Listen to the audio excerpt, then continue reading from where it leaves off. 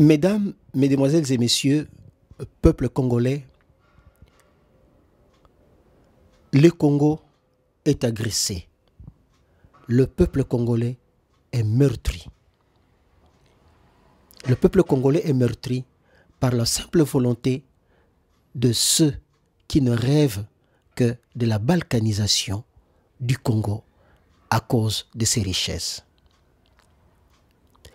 Aujourd'hui encore, le service de médias de Congo Pax vient puiser à la source pour vous proposer l'information, les informations, les vrais alors. C'est ainsi que nous allons poser la première question à Maman Marie-Thérèse Landou à propos de Diomi Ndongala. Maman Marie-Thérèse, depuis que vous avez fait une déclaration, que vous avez donné un ultimatum au gouvernement congolais de libérer Diomi Ndongala, quel est l'état actuel de la situation? Merci, Monsieur Edgar Vayemba, pour la question. Votre question concerne Diomi. Bon, je donnerai 2 ou 3 points sur ça. Nous avons tous suivi l'histoire de Diomi. Ils ont dit, le gouvernement a déclaré que M. Diomi a été pris en flagrant délit de viol de mineurs et qui se serait enfui.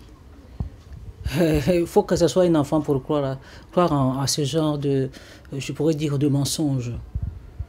Effectivement, j'ai lancé un ultimatum lorsque Diomi a été enlevé le 27 juin dernier.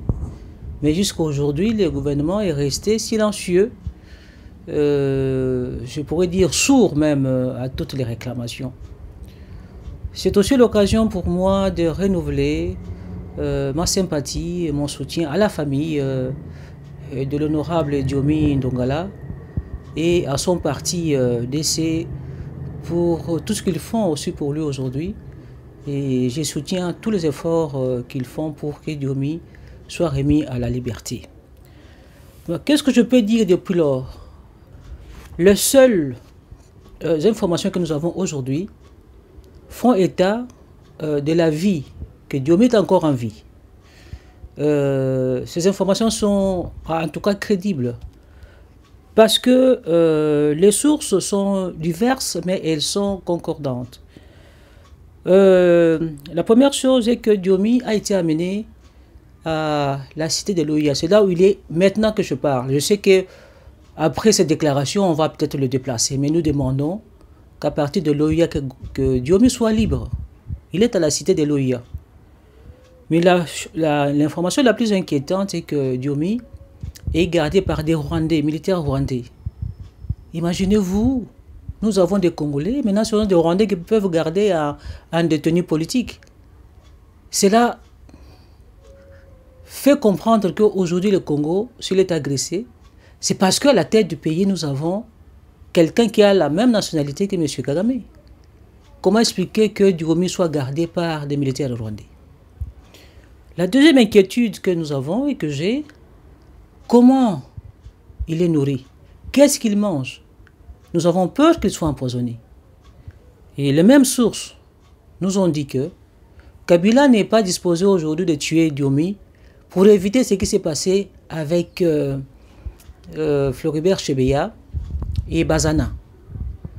Bon, c'était un petit peu encourageant dans le sens que Diomi n'est pas encore tué. Mais nous demandons à Kabila Joseph de remettre Diomi à la liberté parce que Diomi est à la cité de l'OUA. Et par cette même déclaration, je demande aux ambassadeurs de l'Union européenne, à l'ambassade des États-Unis, de faire pression pour que Diomi revienne à la liberté parce que nous savons aujourd'hui qu'il est à la cité de l'OIA gardé par des militaires rwandais. C'est très très grave pour un pays qui se dit souverain lorsque des choses semblables, des choses pareilles sont arrivées et pourront aussi arriver demain. Le procureur général vient de faire preuve d'une dénonciation calomnieuse. En fait, pour moi, ces déclarations, comme elles sont fausses, puisque nous savons Maintenant que Diomi est séquestré à la cité de l'OUA, le procureur général, au minimum, il doit démissionner. Démissionner, sinon, je demande à la famille et aux avocats de la famille de les poursuivre pour dénonciation calomnieuse. C'est très grave pour la justice. Si un procureur commence à mentir, alors où est-ce que nous irons pour la justice? Le procureur général semble avoir oublié tous les principes généraux qui gouvernent le droit et qui gouvernent le parquet général de la République. Il est là comme un homme politique. Et encore un homme politique, nous lui demandons d'être honnête intellectuellement. Et ici, c'est grave parce que c'est une autorité de justice qui ment, comme si il devrait rendre quelque chose ou faire une faveur à M. Kabila qui, par ce genre de déclaration, est en train de tuer la justice au Congo. C'est très très grave. Et c'est pour cela que nous demandons à M. le procureur général de la République, j'insiste, qu'il démissionne parce qu'il ne mérite pas cette place qu'il occupe. Parlons maintenant de la situation qui prévaut actuellement au pays, celle de l'agression du Congo. Qu'est-ce qu'il en est au juste de ces fameux mouvements M23? Le M23, c'est la continuation de la déstabilisation de la République démocratique du Congo, comme on l'appelle RDC, par le pays voisin, le Rwanda et l'Ouganda notamment. Et cela a commencé depuis 1996 avec l'AFDEL. L'AFDEL est venu non seulement pour détruire des camps de réfugiés Hutus, mais aussi pour remplacer Mobutu, qui semblait être en désaccord avec Kagame, le remplacer pour mettre en place un régime favorable à Kigali. C'est ce qui s'est fait. Laurent Désiré Kabila, qui était un Congolais, c'était pour donner une couleur congolaise à cette invasion en fait du Congo en 1996 par le Rwanda, le Burundi et l'Ouganda. Mais en fait, l'objectif était de placer Joseph Kabila à la tête du Congo. Je me rappelle aussi que je fais une déclaration sur le fait que le 13 mars 1997, Joseph Kabila, qui s'appelait Hippolyte Kanambe, a dû changer de nom par la force, la volonté de James Kabarebe, qu'il a présenté à Kisangani. Quand ils sont arrivés à Kisangani le 13 mars 1997, il a présenté comme étant le fils de Joseph Kabila, de Laurent Désiré Kabila, et qu'il s'appellerait Joseph Kabila. Et Laurent Désiré Kabila a accepté cela, parce que Laurent Désiré Kabila était l'amant de la maman de Joseph Kabila, ça nous le savons, la fameuse Marceline. Quand cela n'a pas pu marcher comme souhaité, puisque vous vous rappelez aussi que Joseph Kabarebe était devenu chef d'état-major des armées congolaises. Et aujourd'hui, il est le ministre de la Défense du Rwanda. Mais qu'est-ce que Laurent Désiré Kabila a fait contre son propre pays? Qu'est-ce que tous ses collabos font contre le Congo? Joseph Kabila, même s'il était enfant de Laurent Désiré Kabila, aujourd'hui, il est celui dont on peut dire traître de la nation congolaise. Et sa place n'est pas d'être encore président de la République au Congo. Sa place est soit en prison ou peut-être, s'il a la chance, en exil. Quand Laurent Désiré Kabila, sentant qu'on pouvait les tuer, il dit à toutes les forces étrangères qui étaient sur le territoire de rentrer chez elles, c'est-à-dire rentrer au Rwanda, en Ouganda ou ailleurs. Qu'est-ce qui s'est passé? Le 2 août 1998, James Kabarebe, qui redevient rwandais, atterrit à Kitona, et la suite nous la connaissons, et c'était le début de la deuxième agression pour déstabiliser les Congo. Cela n'a pas suffi. Qu'est-ce qui va se passer? on finit par faire un dialogue inter-congolais où on intègre tous les belligérants, c'est le système de 1+4. Robert Roy, qui est un Rwandais, c'est là, heureusement pour lui, il le dit, il devient vice-président de la République. Les forces combattantes, toutes les factions militaires, au lieu d'être dissoutes, nous l'avons demandé, il y a un document dans ce sens, nous avons demandé que toutes ces forces soient dissoutes, savoir qui est congolais avant de faire l'armée congolaise. Mais l'armée congolaise a été constituée sur base de toutes ces factions. Qu'est-ce qu'on a dit? Le système qu'on a imposé, c'était le brassage. Un brassage au profit de qui et pour qui? C'était au profit toujours du Rwanda. Et jusqu'à aujourd'hui. Nous arrivons maintenant aux accords de 2009. Vous vous rappelez qu'aux accords de 2009, c'était parce que le CNDP de Nkunda a fait la guerre au Congo. En 2006, surtout après l'élection présidentielle de 2006, mais c'était la guerre encore. Le CNDP, qu'est-ce qu'il a fait? C'est tuer les Congolais. Comme aujourd'hui, le M23 tue les Congolais. Ils font les accords le 23 mars 2009 que nous avons dénoncés en disant que pour nous, c'était plutôt une rencontre de sorciers contre le Congo. Des accords qui ont fait que le CNDP a fait son entrée dans les institutions congolaises et surtout dans l'armée congolaise. Et toutes les forces du CNDP sont restées à l'est du pays. C'est là où il fait beau vivre. Et Ntaganda, qui l'a remplacé par la suite, est devenu général de l'armée après avoir tué les Congolais, égorgé les enfants à Kiwanja. C'est toujours ça, le Rwanda, à travers leur tribu Tutsi, que nous connaissions autrement qu'aujourd'hui nous connaissons comme étant un mouvement agresseur du Congo. Ils sont les seuls à agresser le Congo. Et pourquoi? S'ils étaient fils du Congo, ils n'allaient pas agresser le Congo, parce qu'il n'y a pas une tribu congolaise qui agresse le Congo. Les Tutsis sont rwandais, quand ça ne marche pas, ils rentrent au Rwanda. C'est le cas d'Nkunda. Quand on devait l'arrêter, il est rentré au Rwanda.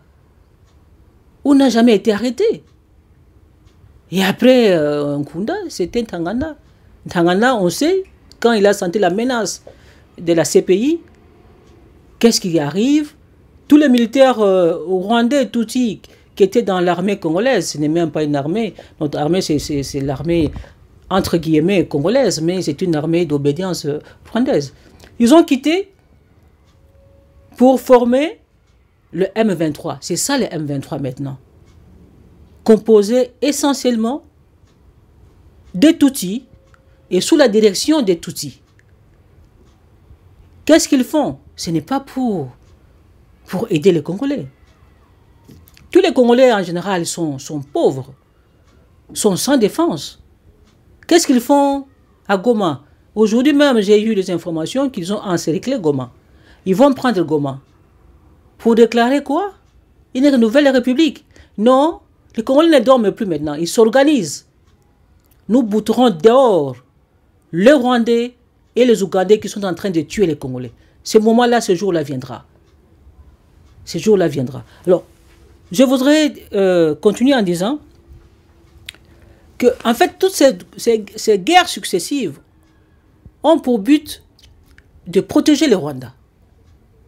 Non seulement de protéger le Rwanda, mais de financer le Rwanda par les richesses du Congo, qui sont notamment le coltan, le diamant, l'or et tout cela. Et alors, qu'est-ce que cela signifie? Et surtout le silence de la communauté internationale. Nous reconnaissons que les États-Unis, l'Allemagne aujourd'hui, les Pays-Bas, je crois que c'est 4 pays, qu'est-ce que je n'ai pas encore cité. Tout ce pays-là, aujourd'hui, menace de couper l'aide. Il y en a même qui nous a suspendu l'aide financière au Rwanda. Oui, nous apprécions cela. Mais il faut aller jusqu'au bout. La MONUSCO est composée d'étrangers qui sont sur le territoire congolais, qui savent, et nous avons déjà dénoncé la présence rwandaise, des militaires rwandais sur le territoire congolais. On peut voir ça sur Internet, il y a eu des dénonciations.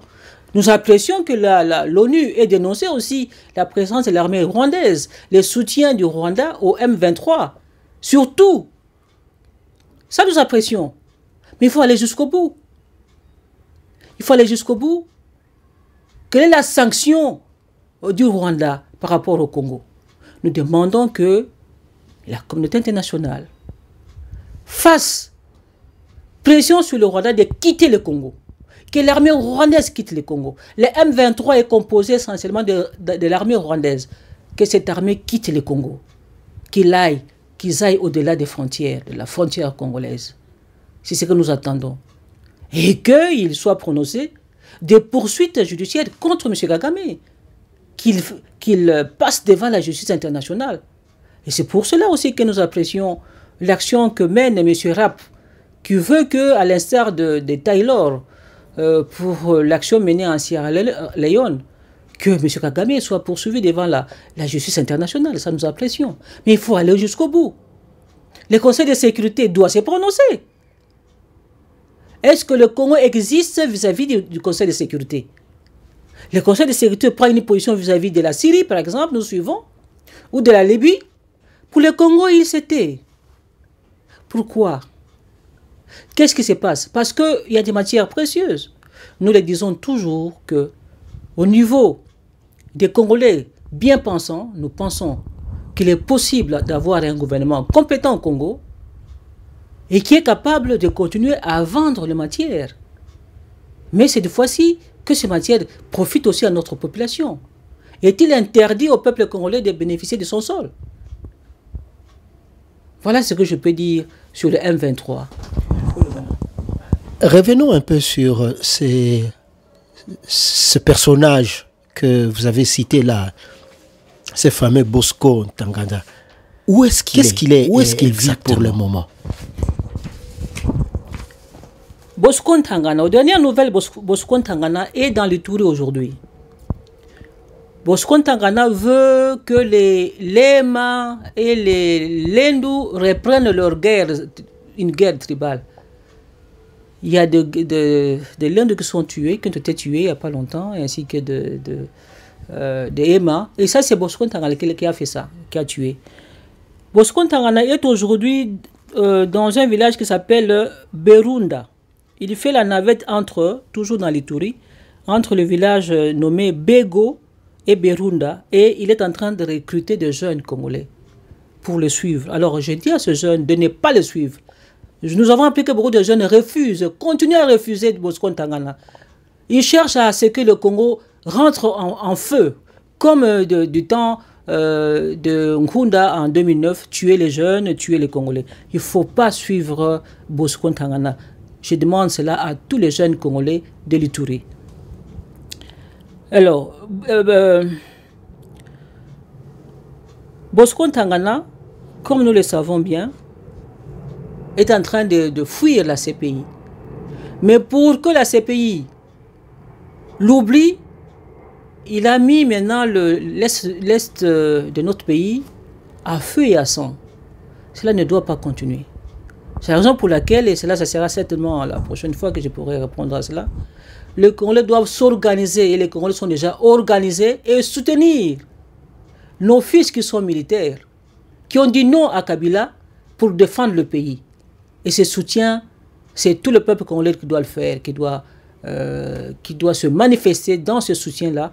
Et dans les prochaines interviews, je dirai comment il faut soutenir ceux des militaires qui veulent défendre notre pays, et ceux-là s'organisent dans les forces du droit pour la défense des citoyens, en abrégé FDDC.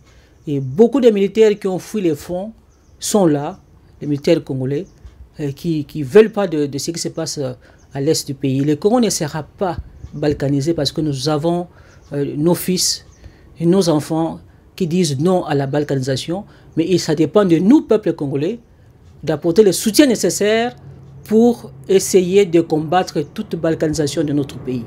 Je vous remercie.